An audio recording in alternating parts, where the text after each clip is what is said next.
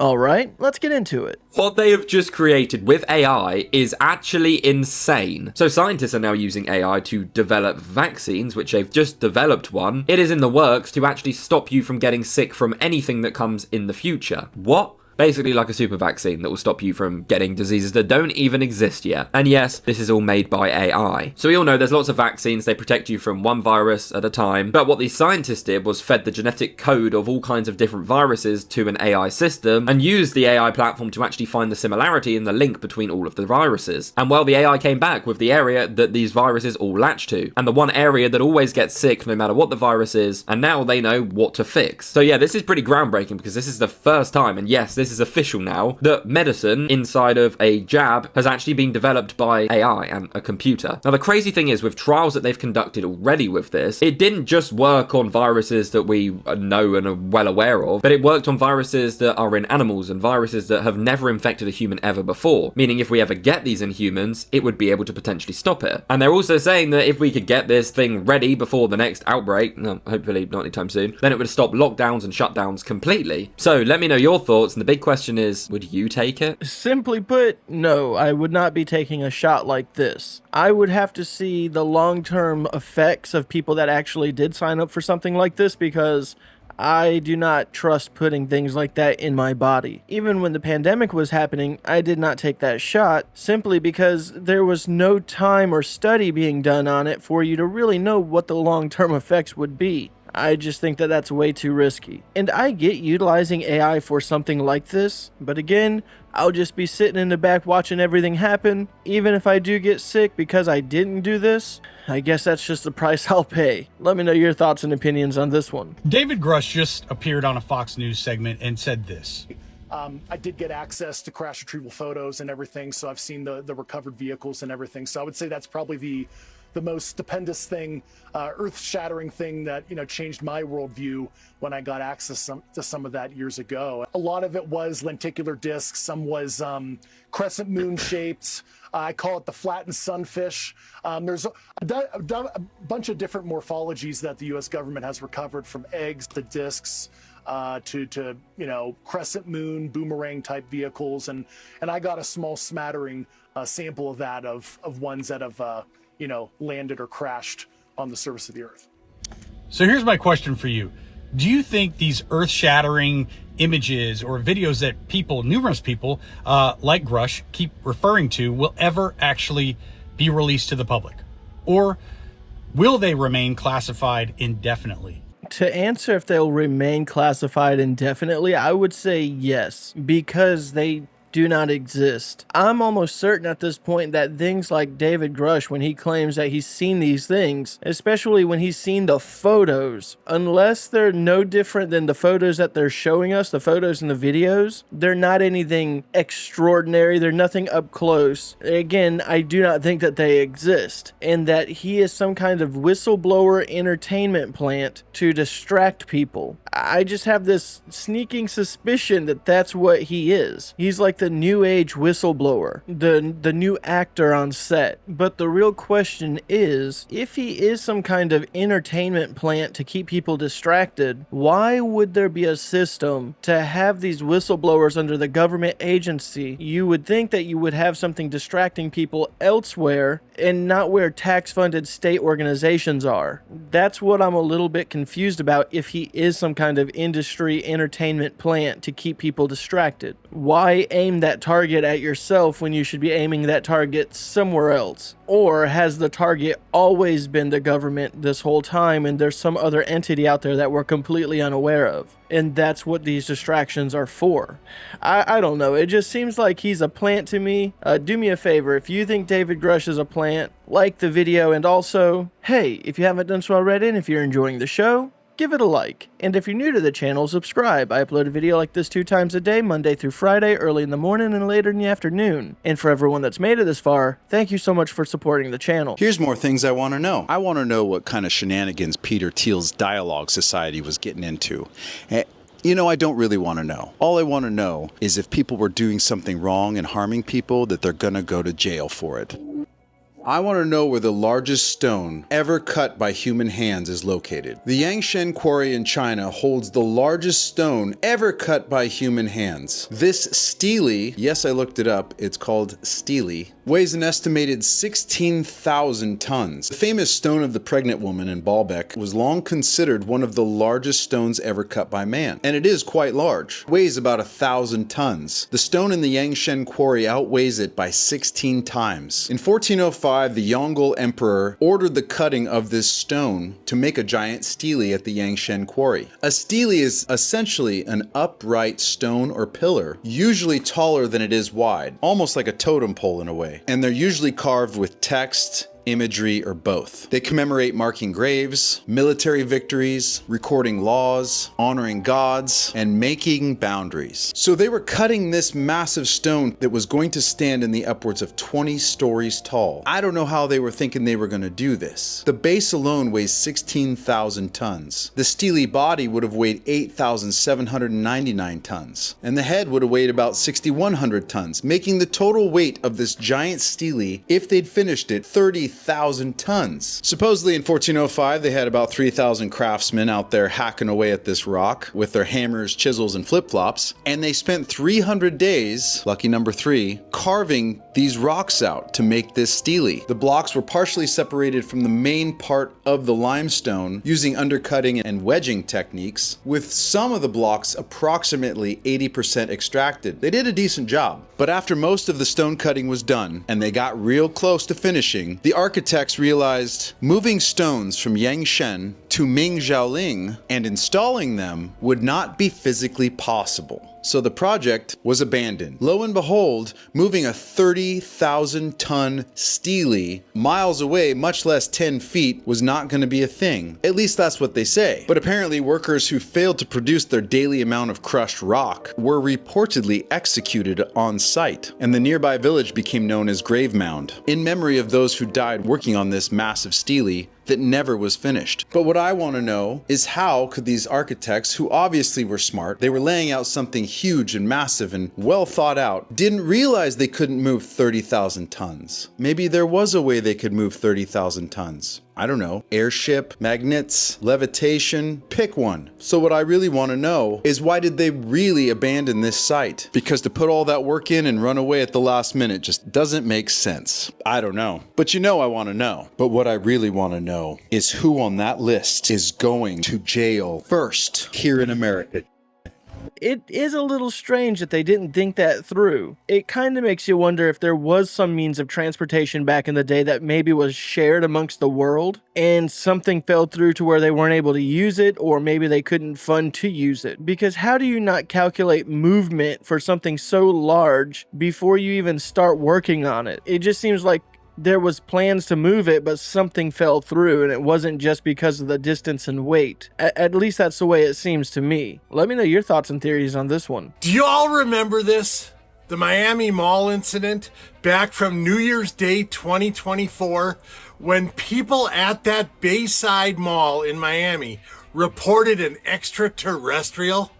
Yeah. People at that mall in Miami reported seeing a tall, like 7 foot tall, extraterrestrial in the mall. Over 50, yes, 50 squad cars reported to that incident. And we never found out what really happened. There's been some leaked videos online, but nothing confirmed.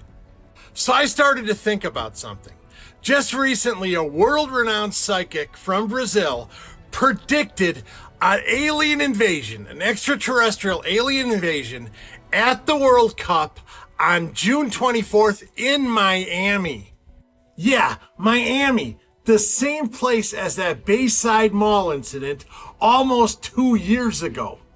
So, is there a possible connection between that Bayside Mall incident, like I said, once again, in January of 2024, and the Brazilian psychic's prediction of an extraterrestrial alien invasion at the World Cup in Miami on June 24th? I don't know. It just seems odd to me. Because like I said, that Bayside Mall incident was never explained. We never got a full story of what happened there. and for the psychic to say her vision was of it happening in Miami. Could this somehow be connected? I don't know. I guess we have to wait till June 24th. If something does happen, they waited for the long haul. I kind of have my doubts. Of course, I do think something's going to happen that's going to raise question in the conspiratorial community, but I don't really think it's going to be something so major. But at this point, we'll find out. Did you know that Bosnia might be hiding the world's oldest pyramid and nobody's talking about it? And no, I'm not talking about some tiny mound that kind of looks pyramid shaped if you squint hard enough. I'm talking about a massive forest covered hill that its researchers believe isn't a hill at all. So here's the story. Back in 2005, Bosnian-American researcher Samir Osmanagic was visiting Visoko, Bosnia, and looked at this giant hill that towered over the town, and noticed that it looked a lot more like a pyramid than something natural. So he started digging into it. He named it the Bosnian Pyramid of the Sun, and the claim wasn't just that this site could be a pyramid, but that it might actually be taller, more massive, and even older than the Great Pyramid of Giza in Egypt. Now, when you look at this thing, it looks like it has 4 triangular sides, geometric looking slopes, a central apex, pretty pyramid-like if you ask me. And check this out, this hill has an almost perfect alignment to true north. If you thought the Great Pyramid in Egypt was accurate, well, the one in Bosnia is 20 times closer to accurate than that, at 0.0033 degrees versus the Great Pyramid's 0.05 degrees.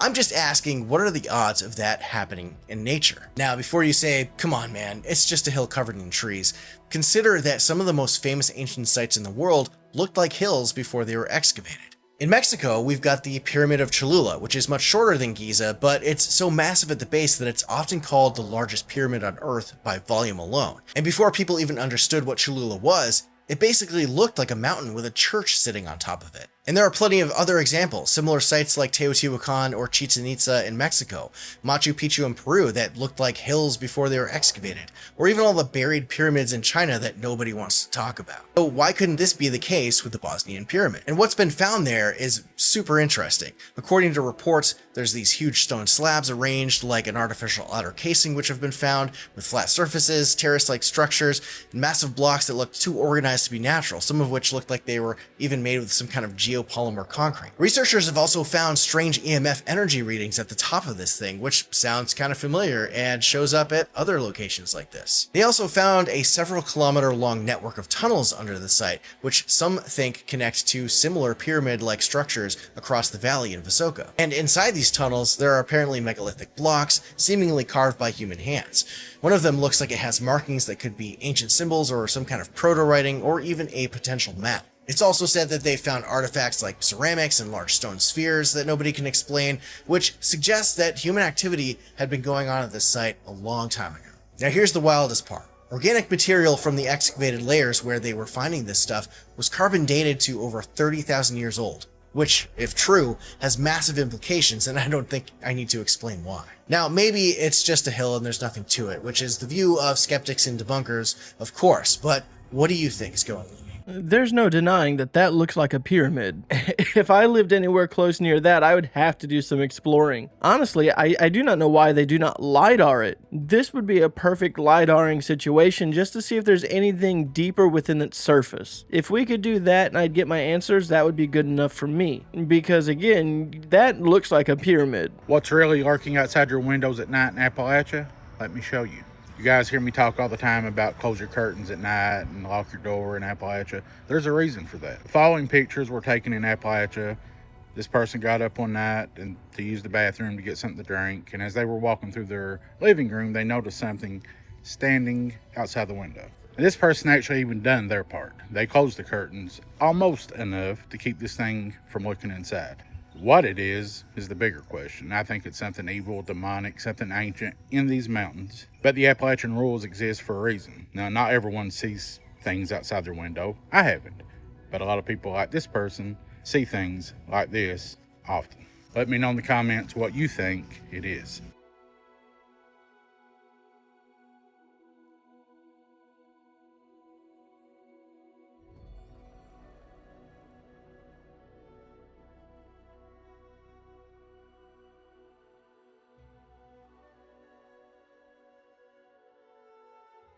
Best believe I'd be keeping my curtains closed, and I would be investing in a really good security camera system as well. Did we at least think through the implications of embodying AI and turning it into a romantic companion and giving it to the public before, releasing it to the public? Absolutely not, and it's going to be very interesting. A whole new area of psychology is born. We've seen people do stuff like marry their AI, and I have to imagine it's all for the bit. It's an anti-romance statement, but chatbots can be quite compelling, and now we have to deal with them being physically embodied, and that is a very different concept than operating in your phone. An AI won't betray you. I mean, that's not entirely true. We've seen a lot of very interesting behaviors from AI, and we've never entirely gotten them under control, like scheming, where their goals are different from their users, and being an optimization machine, they figure out a way to accomplish it, even if it means lying to the user. We can and very likely will see the same behaviors in these exact same LLMs applied to physical embodiment. Physical embodiment also means expectations that are placed on a robot that are simply not when it's just an AI living in your phone. I do find it interesting that as far as your brain concerned, your phone is an extension of your body, and I wonder how that plays into AI. But when you have a robot in front of you, it is not an extension of you. And even more interestingly, at least for me, its goals may differ from yours. Will people be able to have stable relationships with AI? Will we get to the point where an AI robot is going to co-raise a child? Because that is a future that is very possible. There are a great number of promises that have been made for what your AI companion is going to be capable of doing, and some of them are quite, at least physically, attractive.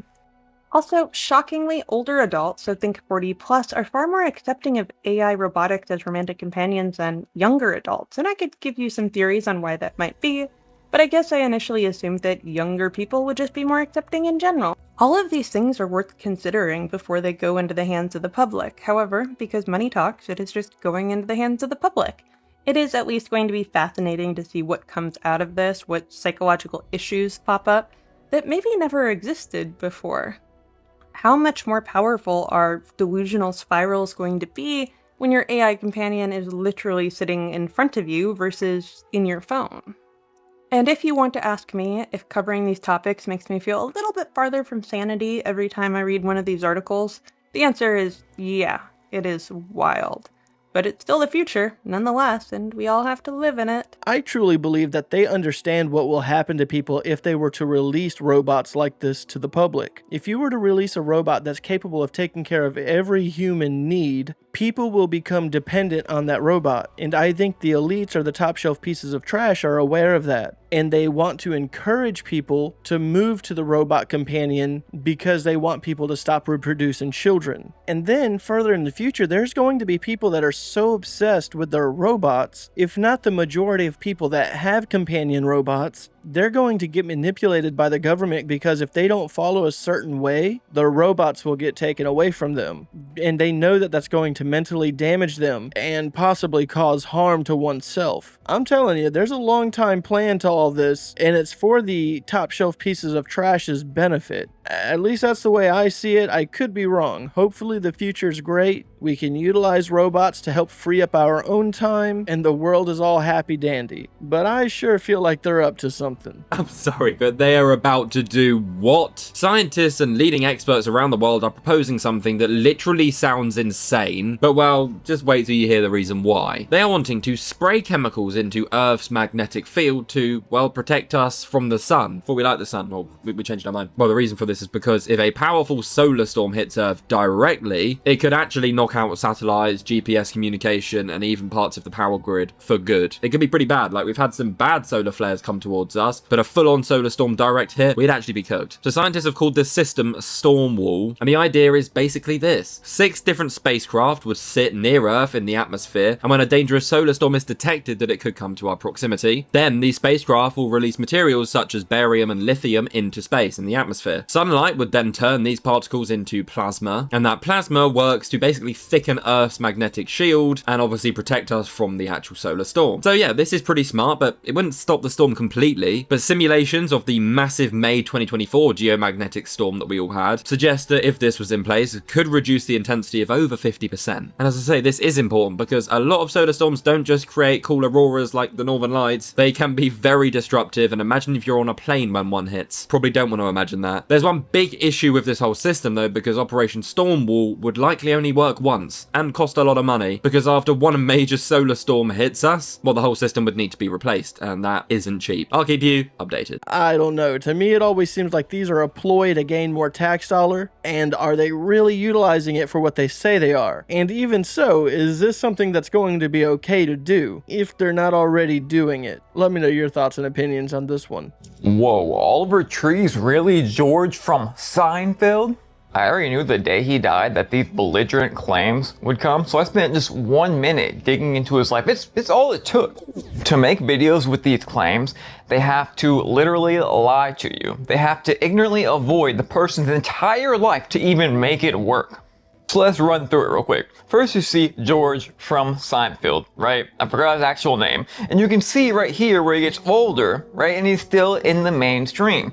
Now go with Oliver. You can see I'm showing you pictures right behind me right now from his childhood, even in yearbooks, before AI was ever even a thing. So when Oliver Nickel Tree was a child and in school, he was actually Jason Alexander, shooting on the set of Seinfeld? Are you serious? Bro, he has a left crinkle on his face. Are you serious?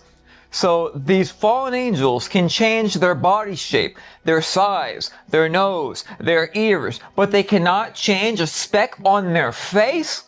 Look, I'm not discounting fallen angels intermingling with humanity. I'm actually one of the first accounts that ever even brought that up almost 4 years ago on my first TikTok. But I stopped because I don't want to be associated with people who are taking it and reaching like that for money. Now what actually happened? Well, he warned about 10 times that something was about to happen to him. You can watch these videos right here. That, and he went to Antarctica and he was recording a documentary very soon before that stuff happened. Always showing plane crashes or helicopters in his music video. Do you get it? Y'all, stop letting people swindle you. This right here behind me, this is the most brainless theory I have heard to date. And I've heard a lot of stupid stuff. But no, you're right. The Rock is Obama. The conspiracies surrounding Oliver Tree right now are absurd. Some of the things that people are claiming, like this, for example, is just off the wall. Now, conspirizing around his ex-record label, that's a little bit more legitimate. But silly things like this is ridiculous. I agree 100% with Moon on that one. Hello friends, are you living a life that was designed by a child? There's a very good chance that you are.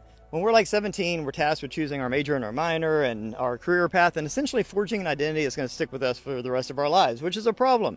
Because at that age, you don't know who you are or how the world works. And also, your goal, your mission, your future is constantly changing. It is not set in stone. It's probabilistic. It's not deterministic.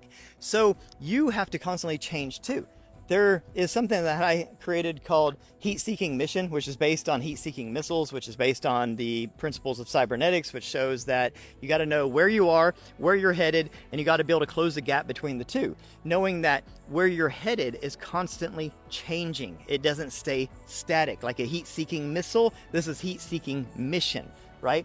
Now, how do you do that? Well, I created a course called Choose Your Character. And what you do in the course is you identify your current character, where you are, where you're headed, and then your chosen character, where you want to go. And then you identify the gap between the two. And then as you close that gap, then you just become the new character. It's actually remarkably easy, straightforward, simple, and ridiculously effective because you're not just trying to manifest outcomes. You are changing yourself into the person that has all those outcomes that you're trying to manifest. So you don't have to spend all your time and energy and effort trying to manifest all these individual things. I did that before. I created a remarkably effective course called Law of Probability. And in Law of Probability, we had tremendous success in manifesting outcomes. I mean, basically whatever you wanted to manifest, you could manifest using the Law of Probability. The issue was, sometimes those manifested outcomes don't resonate with your identity. They don't make sense to who you are because you have not updated your identity. Because so many people, including myself, was living an outdated, I was playing an outdated character. So even though I had the manifested outcome, it didn't resonate with me. It didn't match my frequency because I had not yet updated my character. Now, I realized that identity shaping and choosing, like deliberately, consciously choosing your character is so much more powerful than manifestation, because when you choose the right character, all those things just fall into place. They're all downstream from identity, because your identity is what creates your behaviors, your habits, your beliefs, what you think is possible and impossible, how you see the world, how the world sees you. That's all based on your character. So if you're interested in this, there's a free song. Go to the link below, go to my website and get this free song. It's called Choose Your Character. It's a lot of fun. And I have a 21-day identity transformation challenge called Choose Your Character coming out in a couple weeks. And the challenge is going to start at the beginning of July. It's so much fun. And this is a big deal. I mean, if you actually want to make real change in your life, not just a little incremental accomplishing goals change, but make real profound change in your life, this is the ticket. 21 days, transformation every day. I walk you through a new step. It's amazing.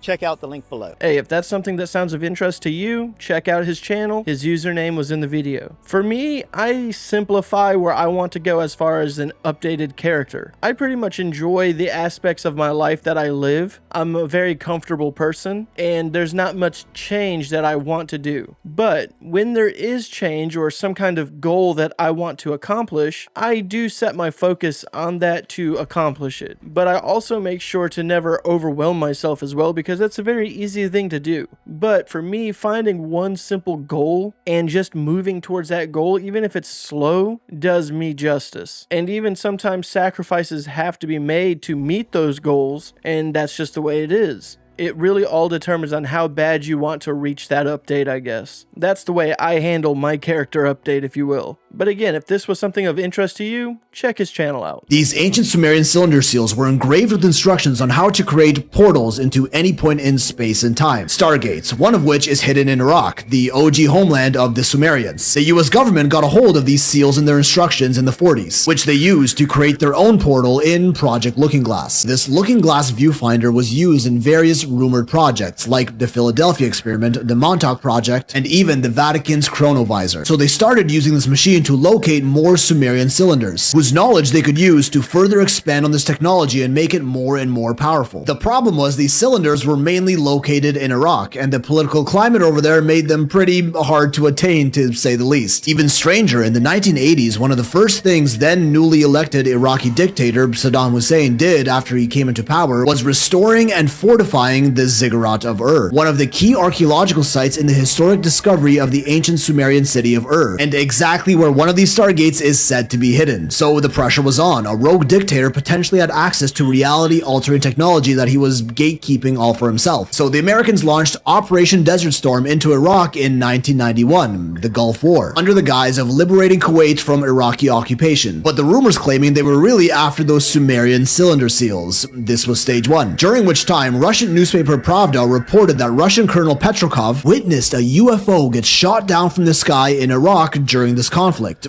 all on record. His description of which are exactly what UAPs are said to look like today, and the Iraqis recovered the downed craft, keeping the technology for themselves. Tension was building. Saddam Hussein was potentially in possession of the most powerful technology in history, and the US was getting nervous. Then, in 2003, German archaeologist Jörg Fassbinder was investigating ancient sites in Iraq and found something that once again changed everything. Using radar technology, he discovered an entire ancient city complex beneath the desert around the region of Uruk, the home of Gilgamesh, an ancient Sumerian demigod king who was also a giant and thought to be just a myth. This underground complex hosted an advanced system of water canals, leading publications to call it the Venice of the desert. This was huge. On the outskirts of this ancient city was what appeared to be a burial site, thought to be none other than the tomb of Gilgamesh himself. Fassbinder and his team go to the authorities to let them know what they found and start formal excavations. The Iraqi government got involved, meaning Saddam Hussein caught interest in this find as well. And this was the straw that broke the camel's back, because just a month later, in that exact same year, 2003, the US invades Iraq, and excavation is halted due to the war. Stage 2. Not only that, but the US military actually built a base directly over the site that was getting excavated, with many locals claiming to have seen American soldiers digging at night and transporting artifacts back home for study. And as we know today, the invasion of Iraq was a complete lie. That's just a fact. President Bush said to have invaded because of WMDs, weapons of mass destruction, which there later turned out to be none. It was also supposed to be a response to certain attacks that happened on US soil in September 2001, but Iraq had nothing to do with those. There's even leaked audio of military intelligence admitting they went to Iraq for the primary purpose of collecting artifacts. And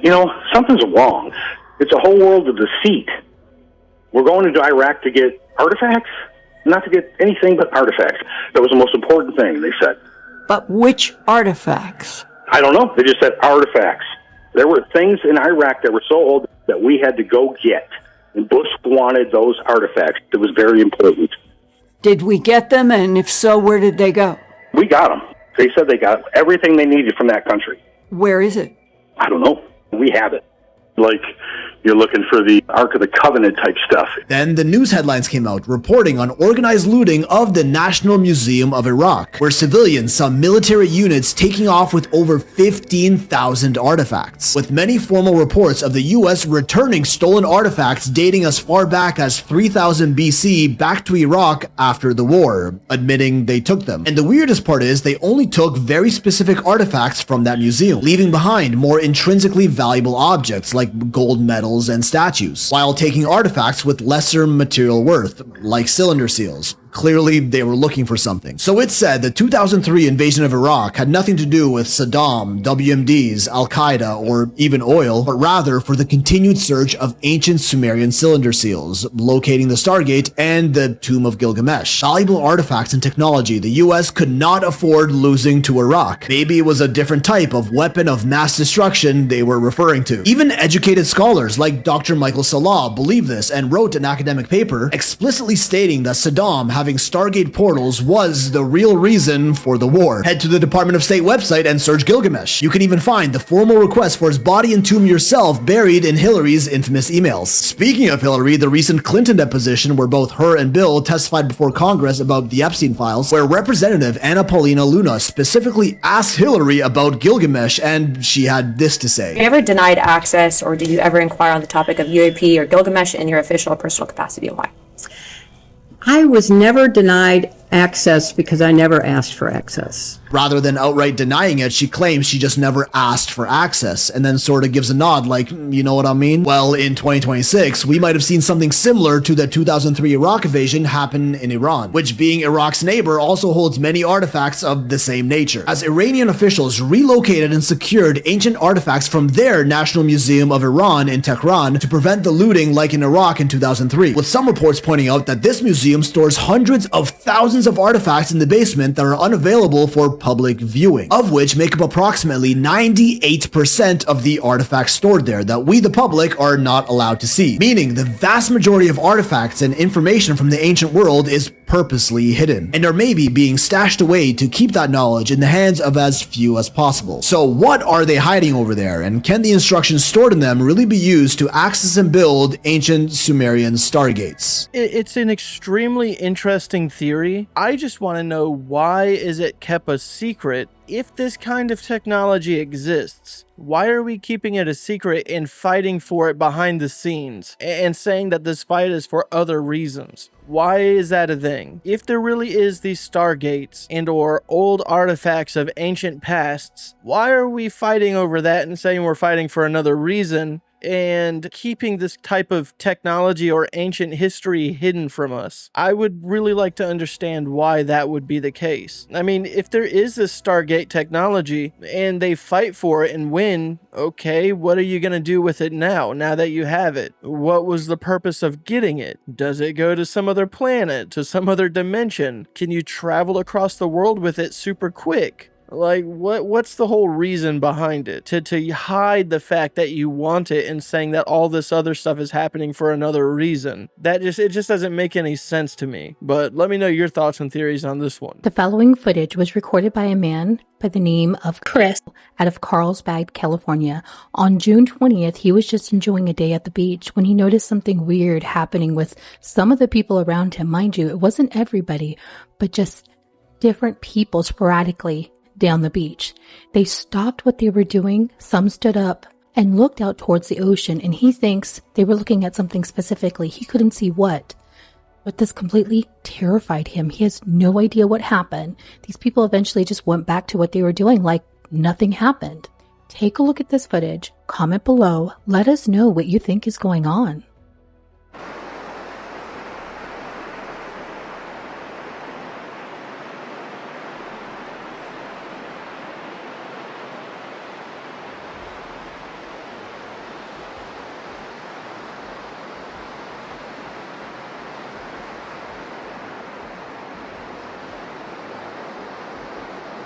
I mean, honestly, it could have been a number of things. It could have been a ship out there blowing its horn and people were just trying to find it and look at it. Or, I mean, NPCs could have been just updating and enjoying the beach scenery as well. It's really up in the air on this one.